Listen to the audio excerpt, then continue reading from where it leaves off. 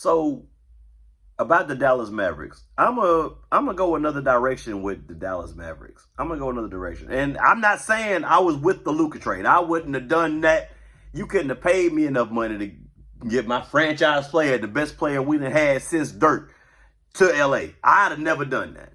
But things are going down. Things have went down since that's happened. So AD has been hurt. They saw him play for about 5 minutes, and then he got hurt. I know it was really longer than that, but you get what I'm saying. So he hurt, and he probably going to be down for a while. They had the nerve to raise the ticket prices. And we just found out Uncle Drew, Kyrie Irving, is down for the year. It ain't looking good for Dallas. But here's my thing. So there's a phrase. Y'all ever heard that phrase where if it ain't broke, don't fix it? If it's one thing I'm learning, and that's this. If it ain't broke, break it. Because if it ain't broke, don't fix it.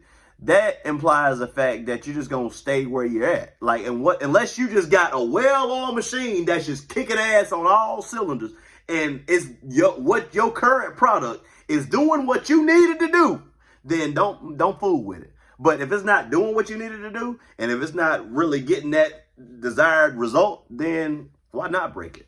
Now, again, I'm not saying that means trade Luka Doncic, but I'm saying if you're going to do this, why not break it down to the studs? Sometimes a little home wrecking is required.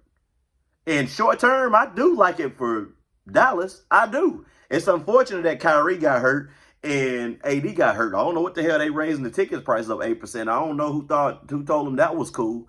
But I think this Dallas thing has a wait and see thing. I think there's a wait and see to it. And with AD being out, Luka gone, and Kyrie done for the year, I mean, somebody that screams draft picks to me.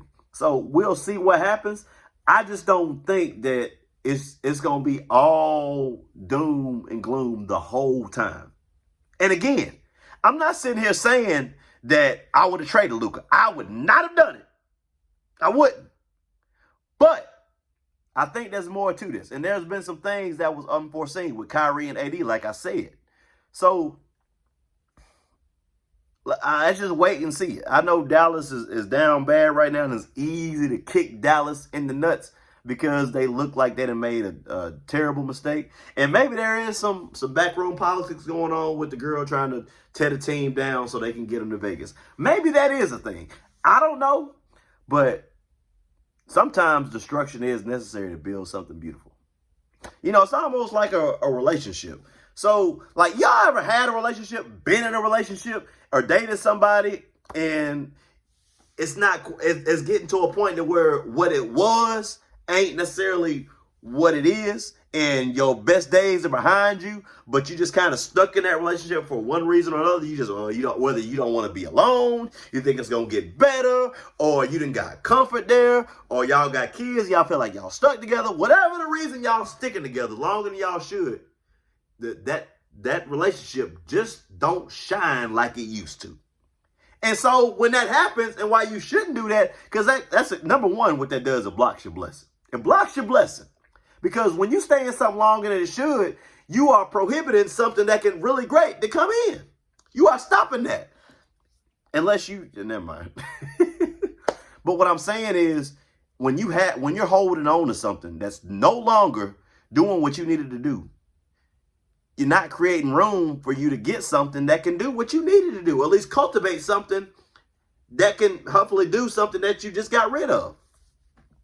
And that's kind of how I look at it. Like, I was on the record saying, I don't know if Luka can win a championship as your best player. I was saying that. Now I'm not so sure, because Luka's got this shot. He's got this wake-up call. He around Bron James. He around them pine cones, them palm trees and that sunny weather and LA and celebrities and all that.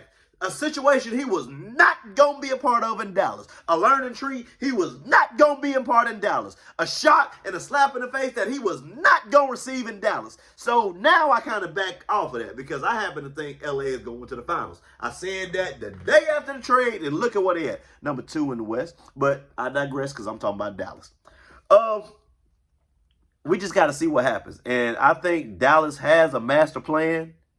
It don't look good right now. And I just feel like we just need to wait and see and just wait this thing out. Let's see what happens next season. Because let's be honest, even with Luka, none of us thought Dallas was getting out the West. None of us thought they was going to win a championship. A lot of y'all didn't pick Dallas to go to the finals last year. Now, they did that, but is that their peak? Is that their peak? We don't know. Now, having said that, I'm still saying I would not have traded him. I would not have traded Luka.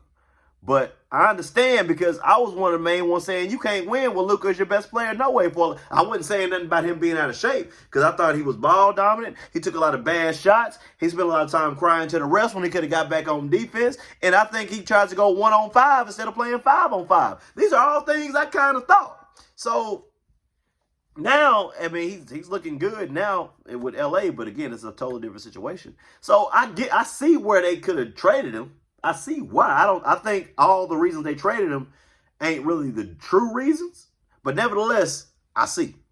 So if you wasn't going to win a championship or you didn't believe you could win a championship with Luka, then okay, fine. Then you do the move. If you keep it on that premise alone, I understand. I understand because, again, I didn't think you could win a championship with Luka as your best player either. Now I don't believe that given the reasons I just mentioned.